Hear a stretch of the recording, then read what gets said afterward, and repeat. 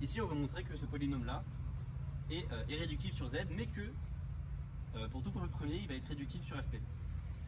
Ça, c'est un contre-exemple à l'idée naïve que être irréductible sur Z, ça équivaut à être irréductible sur un certain FP. Ce qui est vrai, c'est que si j'ai un polynôme unitaire et qu'il est irréductible sur un certain FP, alors il va être irréductible sur Z.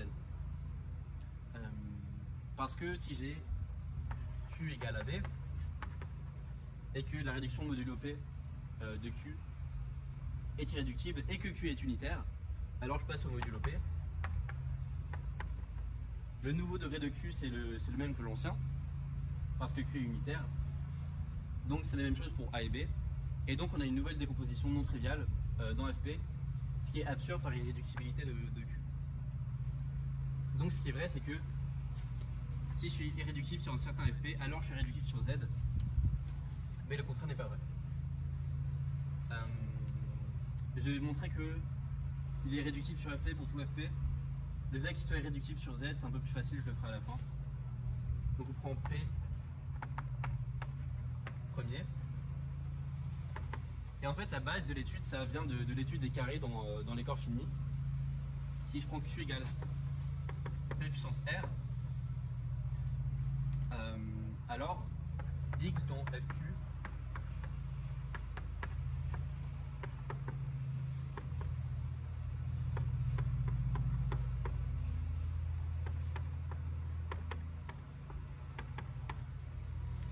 on a un critère très facile pour voir les carrés.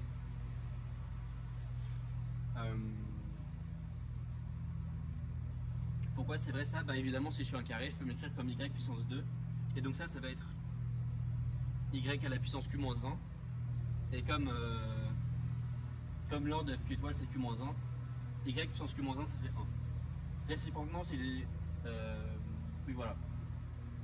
Ensuite, le truc à remarquer, c'est que le nombre de carrés dans fq étoile, c'est q-1 sur 2.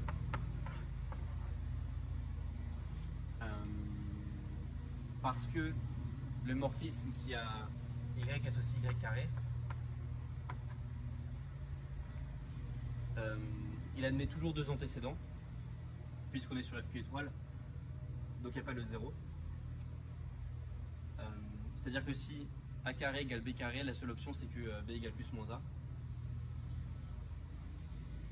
Donc il y a q-1 sur 2 carrés, et il y a q-1 sur 2 racines à ce polynôme-là. Donc c'est exactement les carrés. Parce que si on a un carré, on est racine de ce polynôme-là et qu'il y a exactement q-1 sur 2 racines. Et q-1 sur 2 carrés.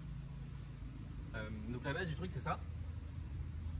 Et en fait on va essayer de montrer que moins 1 est une puissance quatrième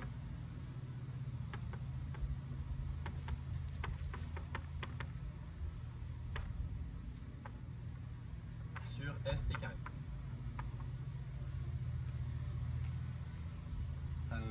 Alors pourquoi ça conclut ça? Parce que si j'écris moins 1 égale alpha carré, alpha puissance 4, et ben j'ai que x puissance 4 plus 1 est divisible par le polynôme minimal de alpha.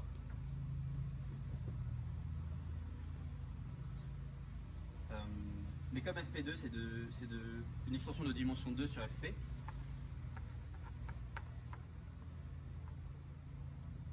le polynôme minimal de alpha, il est de degré au plus 2.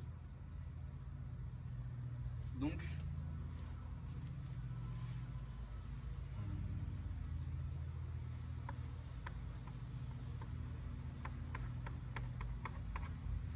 si x4 plus 1 était irréductible, alors fp de alpha,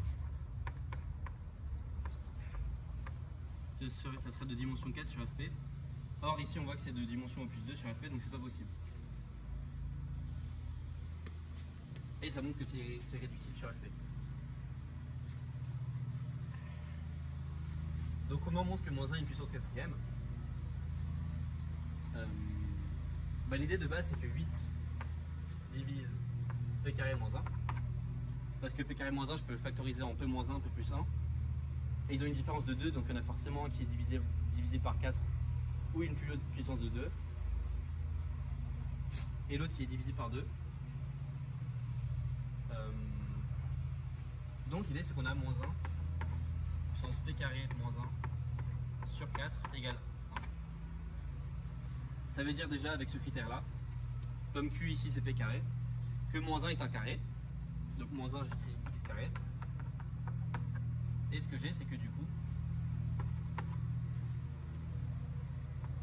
XP carré moins 1 sur 2 du coup, c'est égal à 1. Donc X peut lui aussi l'écrire comme un carré. Et au final, j'ai bien une puissance quatrième de moins 1. Donc en conclusion, x plus 1 c'est réductible modulo fp.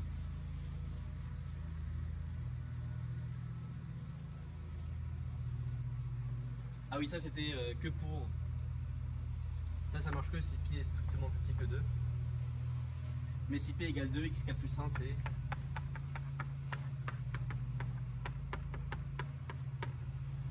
c'est x plus 1 puissance 4. Parce que le morphisme de Frobenius est un morphisme de corps. Voilà.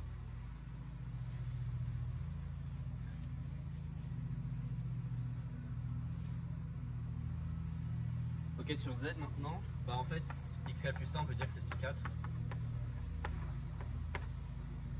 Le quatrième polynôme cyclotomique, c'est phi 8 pardon. Le huitième polynôme cyclotomique. Et en fait, on a une astuce pour montrer qu'il est irréductible. Enfin, ça montre déjà qu'il est irréductible, mais si on veut pas passer par ça, on regarde, on translate par 1.